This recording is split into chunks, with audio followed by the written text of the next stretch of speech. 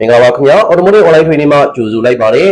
မိတ်ဆွေတို့ကိုဒီ video file လေးမှာဘုဒ္ဓပြည့်မျှဝေပေးချင်တာကတော့ Toyota ကားတွေမှာအသုံးပြုတဲ့ 3GR FFE 4GR FFE engine တွေရဲ့ warning diagram ဖြစ်တဲ့ Pinout diagram ဖန်တီးနဲ့ပတ်သက်ပြီးတော့မိတ်ဆွေတို့ကိုဘုဒ္ဓပြည့်မျှဝေပေးချင်တာဖြစ်ပါတယ်ဒါကတော့ဆရာကျော်စင်ကောင်းထုတ်တဲ့ all in one Pinout ပဲဖြစ်ပါတယ် Pinout စာအုပ်ဖြစ်ပါတယ်ဒါကတော့ Toyota ကားတွေအတွက်တီးတန့်ထုတ်ထားတဲ့စာအုပ်ဖြစ်ပါတယ်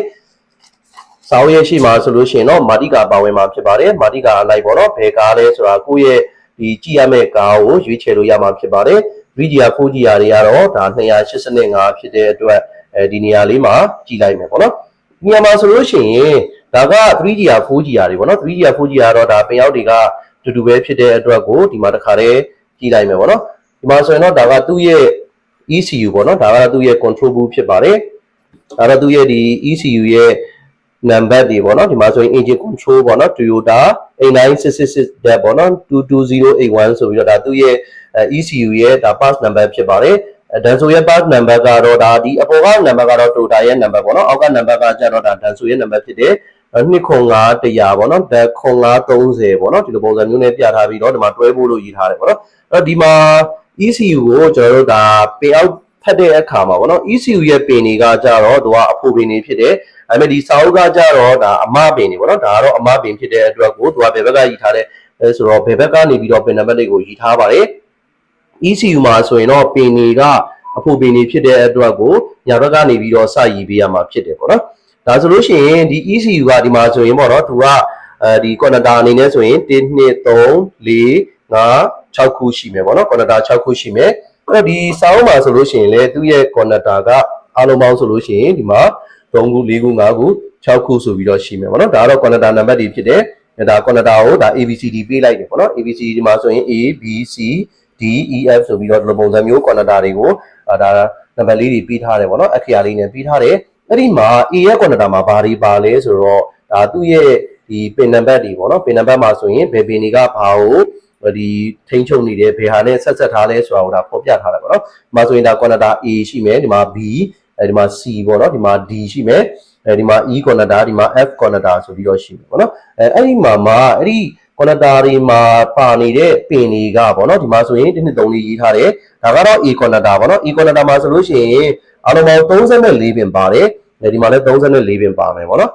ဒါကတော့ B connector မှာဆိုရင်35ပင်ပါမယ်ဒါကတော့ B connector မှာဆိုရင်အားလုံးပေါင်း35ပင်ပါမယ်ပေါ့နော်အဲ့တော့အဲ့ဒီ connector တွေမှာပါနေတဲ့ပင်နံပါတ်တွေကိုသိရတယ်ဆိုရင်တကယ်လို့ပေါ့နော် warning diagram မှာပြစ်ချက်ရှိနေတယ်ကျွန်တော်ဒီ warning ဘိုင်းမှာပြစ်ချက်ရှိနေတဲ့အခါမှာပေါ့နော် warning diagram ကြည့်ပြီးတော့အဲ့ဒီပင်နံပါတ်တွေနဲ့ဖြည့်ရှင်းလို့ရမှာဖြစ်ပါတယ်ဒါတော့ဒီအဲ့လိုမျိုးဖြည့်ရှင်းလို့ရတာဖြစ်တဲ့အတွက်ဒီ video file လေးမှာဒီပင်ရောက်စာအုပ်ကိုအသုံးပြုပြီးတော့ပြစ်ချက်တွေရှာတဲ့အခါမှာဘယ်လိုပုံစံမျိုးကိုးကားလို့ရလဲဆိုတာကိုမိတ်ဆွေတို့ကိုဘယ်လိုအဖြစ်မျှဝေပေးချင်တာဖြစ်ပါတယ်အဲ့တော့ဒီမှာပင်နံပါတ်ဒီပေါ့နော်ဒီ connector A မှာဆိုရင်ပင်နံပါတ်တွေက1နဲ့2ကn minus n plus ပေါ့နော်အဲ့တော့ n minus n plus ဆိုတော့အဲ့ဒါကဘာပင်ကိုရည်ညွှန်းတာလဲဆိုတာကိုသိကျင်နေဆိုရင်တော့ဒီစာအုပ်ရဲ့နောက်ကျောမှာရေးပေးထားတယ်ပေါ့နော်ဒီစာအုပ်ရဲ့နောက်ဆုံးစာမျက်နှာတွေမှာအတူကောက်စလုံးလေးတွေကိုရေးထားပြီးတယ်ပေါ့နော်အဲ့ဒီအတူကောက်စလုံးလေးတွေကြည့်ပြီးတော့အဲ့ဒီပင်ကဘာကိုရည်ညွှန်းလဲဆိုတာကိုကြည့်လို့ရမှာဖြစ်ပါတယ်အဲ့တော့ဒီကားရဲ့ ECU ကပေါ့နော်ဒီ ECU က 3GR 4GR ဖြစ်တဲ့အတွက် 3GR 4GR FFE ဖြစ်တဲ့အတွက်သူက GDI ကိုသုံးထားတာပေါ့နော်ဒါစီပေးတဲ့စနစ်မှာ GDI ကိုသုံးထားတယ်လို့လေတကားကလည်းဒီ actuator နဲ့ပေါ့နော်လေတကားက motor နဲ့လာတဲ့အမျိုးအစားဖြစ်တဲ့အတွက် motor မှာဒီ motor နဲ့လာတဲ့လေတကားမှာဆိုရင်အားလုံးပေါင်းပင်က6ပင်ပါမယ်6ပင်မှာဆိုရင် n plus n minus ဆိုပြီးတော့ပင်နံပါတ်1နဲ့ပင်နံပါတ်2ကပါမယ်ကျန်တဲ့ပင်တွေကကြတော့ဒီ throttle position sensor အတွက်ပေါ့နော် VDA1 VDA2 တွေပါမယ်ပြီးလို့ရှိရင် VC ပါမယ် E2 ပါမယ်ပေါ့နော်အဲ့လိုပုံစံမျိုးနဲ့သူကအားလုံးပေါင်းပင်6ပင်နဲ့ဒါ Toyota မှာဆိုရင်ဖွဲ့စည်းတည်ဆောက်ထားတာဖြစ်တဲ့အတွက်ဒီ connector A ရဲ့ပေါ့နော်ဒီ connector A ရဲ့ပင်နံပါတ်1နဲ့2တကယ်ကကြတော့ n minus n plus တကယ်လို့ကျွန်တော်တို့ဒီမော်တာရဲ့ကျိုးလိုင်းကိုတိုင်းကျင်တဲ့အခါမှာဒီပင်ရောက်ကိုသိထားတယ်ဆိုလို့ရှိရင်ဒီလေတကားရဲ့ socket ကနေပြီးတော့ပင်နံပါတ်1နဲ့ဒီမှာရှိတဲ့ဒီ ECU ရဲ့ဒီမှာရှိတဲ့ပင်နံပါတ်1ကိုလမ်းတိုင်းလို့ရတယ်ပေါ့နော်ပြီးရင်ဒီလေတကားမှာရှိနေတဲ့သူ့ရဲ့ဒီ plus ပင်နဲ့ကျိုးနဲ့ပေါ့နော်ဒီဟာကိုလည်းဒီမှာရှိနေတဲ့ connector A ရဲ့ပင်နံပါတ်2ကိုလမ်းပြီးတော့တိုင်းတာစစ်ဆေးလိုက်လို့ဂျားထဲမှာ connection က ပြက်နေတယ်ဆိုလို့ရှိရင်တော့ဒါကကျိုးလိုင်းပြက်တယ်ပေါ့နော်အဲ့လိုပုံစံမျိုးနဲ့ဒီစစ်ဆေးလို့ရမှာဖြစ်ပါတယ်ဘယ်လိုပုံစံမျိုးလဲဆိုဥပမာပေါ့ဗျာကျွန်တော်တို့ကျိုးလိုင်းတွေကိုတိုင်းလို့ရှိရင်ဒါ continuity ပေါ့နော်ဒီလိုမျိုးအတန်ထွက်ရမယ်ပေါ့နော်ဒီပုံစံမျိုးပေါ့နော်အဲ့တော့ဒီကျိုးလိုင်းတွေကိုဒီလိုပုံစံမျိုးမီတာနဲ့တိုင်းတာစစ်ဆေးလိုက်လို့ဒါပေါ့နော်အဲ့လည်းမကြရဘူးပြီးလို့ရှိရင်ကျိုးလိုင်းရဲ့ဆက်သွယ်မှုတွေကလည်းရှိနေမယ်ဆိုရင်တော့ဒါကျိုးလိုင်းမှန်တယ်ပေါ့အဲ့လိုပုံစံမျိုးဒီ wiring diagram ကိုကိုးကားမယ်ပင်အောက်တွေကိုကိုးကားပြီးတော့သူ့ရဲ့ပြစ်ချက်တွေကိုရှာတယ်ဆိုလို့ရှိရင်ပြစ်ချက်ရှာတဲ့အခါမှာပို့ပြီးတော့လွယ်ကူမှာဖြစ်ပါတယ်အတွေ့အကြုံရကတော့ဒါဘယ်ပင်ကဘယ်ကိုသွားလဲဆိုတာတော့သိတယ်ပေါ့နော်ဒါပေမဲ့ကျွန်တော် wiring ကိုခုမှစပြီးတော့လုံးမဲ့ညီငယ်တွေအနေနဲ့ဆိုလို့ရှိရင်တော့ဒီလိုပုံစံမျိုးဒီ wiring စာအုပ်တွေကိုကိုးကားမယ် wiring diagram တွေကိုကိုးကားမယ်ဆိုရင်တော့ပို့ပြီးတော့တက်တာပုံမြန်တယ်ပေါ့နော်ပို့ပြီးတော့လေဒီခီးတွင်ပြီးတော့ခေါင်းမစားဘူးပေါ့နော်အဲ့ဒီမှာဆိုရင်ဒီ ECU မှာပေါ့နော်ဘယ်ပင်တွေကအမြဲတမ်းဒါတွဲဖို့ရောက်နေမလဲပေါ့နော်တော့ဖွင့်စရာမလိုဘဲနဲ့တွဲဖို့ရောက်တဲ့ပင်တွေရှိတယ်ဥပမာဆိုရင်ဒီမှာပင်နံပါတ်5ပေါ့နော်ပင်နံပါတ်5ဟာဆိုလို့ရှိရင်ဒါBM ပလက်ပေါ့နော်သို့မဟုတ် plat BM တွေကကြတော့တော့ဖွင့်စရာမလိုဘဲနဲ့ဒါအမြဲတမ်းတွဲဖို့ရောက်နေတဲ့ပင်တွေဖြစ်တယ်အဲ့တော့အဲ့ဒီပင်ကရောတွဲဖို့ရောက်ရလားဆိုတာကိုတော့မဖွင့်မှန်းနဲ့တိုင်းကြည့်မယ်ပေါ့နော်ဒီလိုပုံစံမျိုးတိုင်းလို့ရတယ်နောက်တစ်ပင်က BADD ပင်ပေါ့နော်ဒီမှာဆိုလို့ရှိရင် conductor F မှာဆိုရင် BADD ဆိုတဲ့ပင်ရှိတယ်အဲ့ဒီပင်ဟာဆိုရင်လည်းဒါအမြဲတမ်းတွဲဖို့ရောက်တဲ့ပင်ဖြစ်တယ်ပေါ့နော်ဒါဆိုရင်တွဲဖို့ရောက်မရောက်ကိုစစ်လို့ရတယ်ပေါ့နော်ဒီပင်တွေရောက်ရမယ်ပြီးရင် plat BM ပေါ့နော်သို့မဟုတ် BM plat ပင်တွေကကြတော့အမြဲတမ်းတွဲဖို့ရောက်မယ်ပင်တွေဖြစ်တယ်တောက်ဖွင့်တယ်ဆိုလို့ရှိရင်B1 plat တို့ဒီ B plat တို့ပြီးရင် IGSW တို့ဆိုတာကကြတော့တောက်ဖွင့်လို့ရှိရင်တွဲဖို့ရောက်ရမယ်ပင်တွေဖြစ်တယ်ပေါ့နော်နောက်ထပ်ပင်တွေကလည်းအများကြီးရှိတယ်ပေါ့နော်ဥပမာဆိုရင်ကျွန်တော်ဒီ oxygen sensor တွေရှိမယ်နောက်ဒီ AF sensor ရှိမယ်ပေါ့နော်ဒီ 3GR 4GR တွေဆိုလို့ရှိရင်တော့ sensor 1တွေကFE ECU sensor တွေကိုသုံးထားတယ်ပေါ့နော်ဒီ exhaust sensor လို့ခေါ်တဲ့oxygen sensor တွေ FE ECU sensor တွေရဲ့နေရာမှာ sensor 1ကဒီ FE ECU sensor ကိုသုံးပြီးတော့ sensor 2နေရာမှာကတော့ oxygen sensor ကိုသုံးထားကြတယ်ပေါ့နော်အဲ့လိုမျိုးကြောင့်ကျွန်တော်တို့ကဒီသူ့ရဲ့ပင်အောက်တွေကိုသိထားတယ်ဆိုလို့ရှိရင်ပို့ပြီးတော့လွယ်တယ်ပေါ့နော်ဥပမာအနေနဲ့ FE ECU sensor မှာဆိုလို့ရှိရင်သူ့ရဲ့ပင်ကအားလုံးပေါင်း၄ပင်ရှိမယ်၄ပင်မှာဆိုလို့ရှိရင်ဒီမှာ A1A minus A1A plus ဆိုတော့ဒါက pan1 sensor 1ရဲ့ FE ECU sensor ရဲ့ sensor ဘက်ချမ်းပေါ့နော်ဒီမှာဆိုရင် A2A minus A2A plus ဆိုလို့ရှိရင်ဒါ band 2ရဲ့ sensor 1ပေါ့နော်ဒါ FE ECU sensor ရဲ့ဒီသူ့ရဲ့ဒီ sensor ဘိုင်းကြီးဖြစ်ပါတယ်အဲ့လိုပဲဥမာဒီကားမှာဆိုရင်ဘာပါမလဲဆိုတော့ဓာတ်ဆီကားဖြစ်တဲ့အတွက် ignition coil တွေပါမယ်ပေါ့နော် plug coil တွေပါမယ် plug coil မှာဆိုလို့ရှိရင်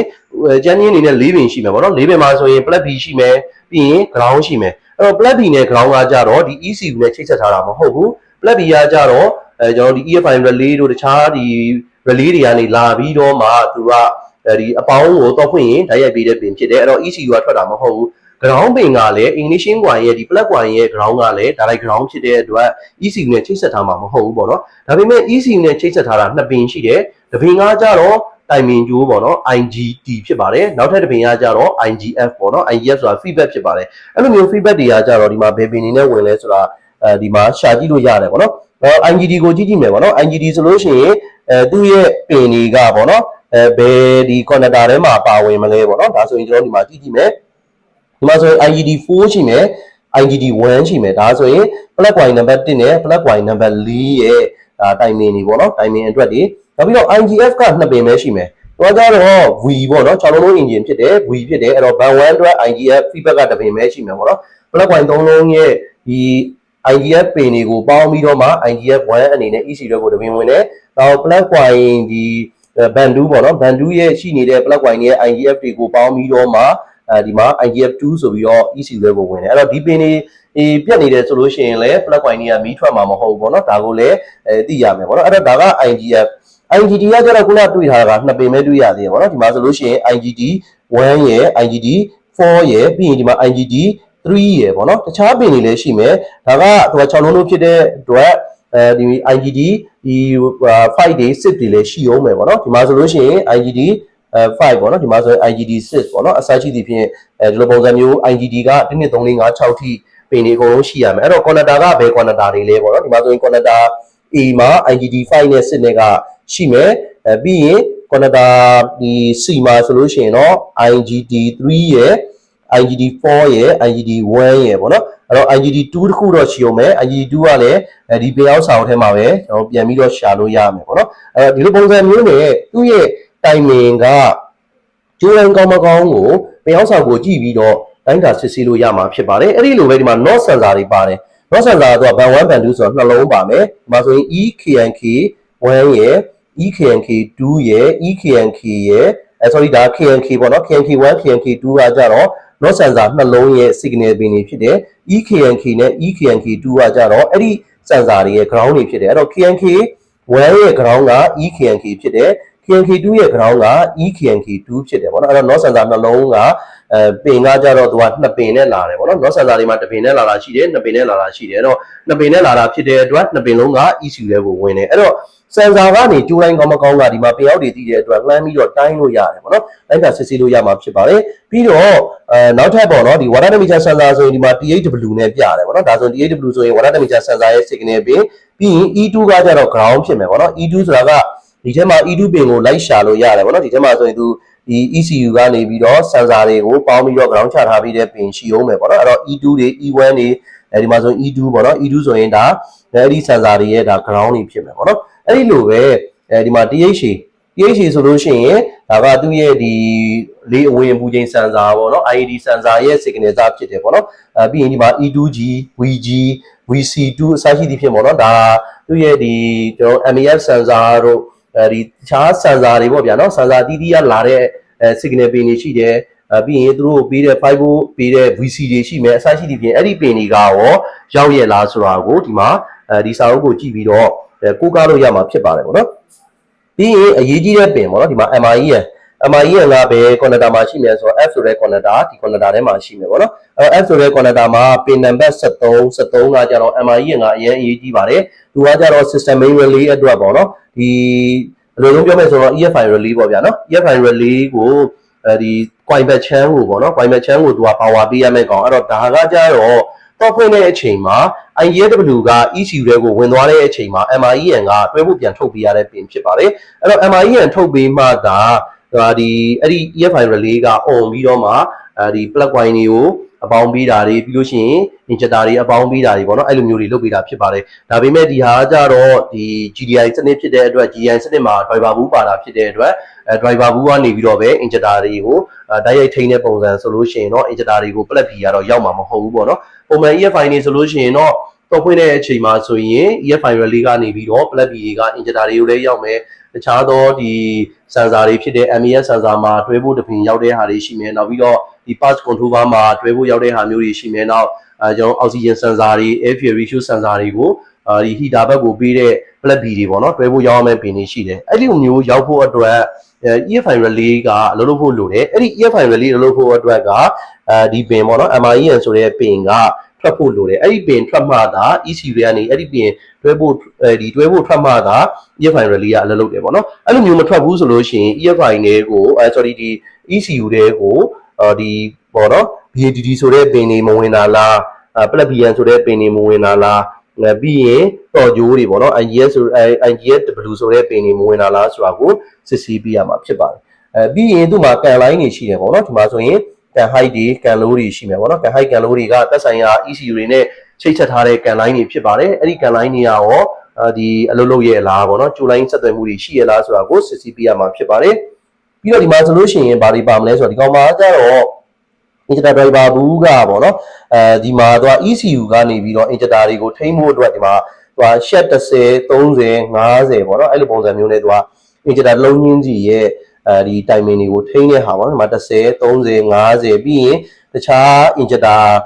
ဒီ3လုံးပေါ့နော်ကျန်တဲ့ injector 3လုံးအတွက်လည်းဒီမှာ20 40 60ဆိုပြီးတော့အဲ့လိုပုံစံမျိုးနဲ့ injector တွေကိုထိန်းတဲ့ဟာလည်းဒီမှာပါလာတယ်ပေါ့နော်ပြီးတော့ဘာချီအောင်မလဲဆိုတော့သူ့မှာ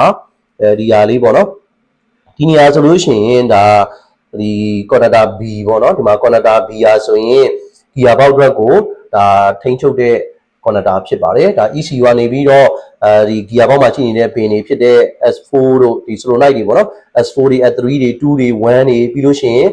turbine speed sensor ဖြစ်တဲ့အတွက် ND ND plus တွေပေါ့နော်ဒါ turbine speed sensor input turbine speed sensor တွေပြီးလို့ရှိရင်ဒီမှာSP2 SP2 plus SN1 SN 1 plus SN1 minus အစာရည်ဒီပြင်ပေါ့နော်ဒီမှာဒီအပေါင်းနဲ့ပတ်သက်တဲ့ solenoid တွေပြီးရင်ဒီမှာ SNU ပေါ့နော် SNU တွေရှိမယ်ပြီးလို့ရှိရင်ဒီမှာ SND minus SND plus ဆိုတဲ့ solenoid တွေရှိတယ်ပေါ့နော်ဒီသူ့ရဲ့ဒီ line pressure solenoid တွေ locus solenoid တွေပြီးတော့ရှိရင်တခြားသောဒီ solenoid တွေကိုထိန်းချုပ်တာကလည်း ECU ကနေပြီးတော့ပဲအကုန်လုံးထိန်းချုပ်တာဖြစ်တဲ့အတွက်ဒီ connector တွေရဲ့နံပါတ်တွေကိုသိထားတဲ့ဆိုရင်ကျွန်တော်တို့ဒီ wiring diagram နဲ့ပေါ့နော်ဒီဘယ်ပင်တွေကဘယ်အရောင်တွေရှိမယ်ကျိုးတွေကိုတခါတည်းဒိုက်တာစစ်ဆေးလို့ရမှာဖြစ်ပါတယ်ဒီမှာဆိုရင်ဒါ current sensor ပေါ့နော် any minus any plus ဆိုတာ current sensor ရဲ့ပင်တွေပေါ့နော်ဒီပင်တွေဆိုရင်ဒါလုံးဝမှားလို့မရပါဘူးနော် ECU ရဲ့အထွက်နဲ့ဟိုဘက်ဒီ sensor မှာရှိနေတဲ့ပင်တွေကလည်းလုံးဝမှားလို့မရဘူးနော်အဲ့လိုမျိုးဒါဒီစာအုပ်မှာကြည့်ပြီးတော့ဒိုက်တာစစ်ဆေးလို့ရမှာဖြစ်ပါတယ်ဒီစာအုပ်ကတော့တော်တော်လေးအဆင်ပြေတယ်ပေါ့နော် total ကားတွေအတွက်ဆိုလို့ရှိရင်တော့ဒီစာအုပ်မှာအကုန်ကိုးကားပြီးတော့ကြည့်လို့ရမှာဖြစ်ပါတယ်အဲ့တော့ engine ရဲ့ control ဖြစ်တဲ့ ECU ပေါ့နော်ဒီ ECU ကနေပြီးတော့ပင်တွေထွက်တဲ့ဟာကဒီ connector တွေ socket တွေကိုဖြုတ်ပေါ့နော်ဖြုတ်ပြီးလို့ရှိရင်ဒီသက်ဆိုင်ရာ sensor တွေသက်ဆိုင်ရာ solenoid တွေကိုဒီပင်အောက်တွေအရာပေါ့နော်တိုင်းတာစစ်ဆေးမယ်ဆိုလို့ရှိရင်တော့ပြစ်ချက်ချတဲ့အခါမှာ wiring မိုင်းလိုက်တဲ့အခါမှာဆိုရင်တော့ပို့ပြီးတော့လွယ်ကူမှာဖြစ်ပါတယ်မိတ်ဆွေတို့ကိုဒီ video file လေးမှာဘုရားဖြစ်မျှဝေပေးခဲ့တာကတော့ Toyota ကားရဲ့ engine တစ်မျိုးဖြစ်တဲ့ 3GR 4GR engine တွေရဲ့ ECU ပင်အောက်တွေကိုဘယ်လိုပုံစံမျိုးဖတ်ပြီးတော့ပြစ်ချက်ရှာလို့ရလဲဒါနဲ့ပတ်သက်ပြီးတော့မိတ်ဆွေတို့ကိုဘုရားဖြစ်မျှဝေပေးခဲ့တာဖြစ်ပါတယ်ကျွန်တော်ရဲ့ video file လေးကိုအဆုံးထိကြည့်ရှုပေးတဲ့အတွက်ကျေးဇူးအများကြီးတင်ပါတယ်ခင်ဗျာ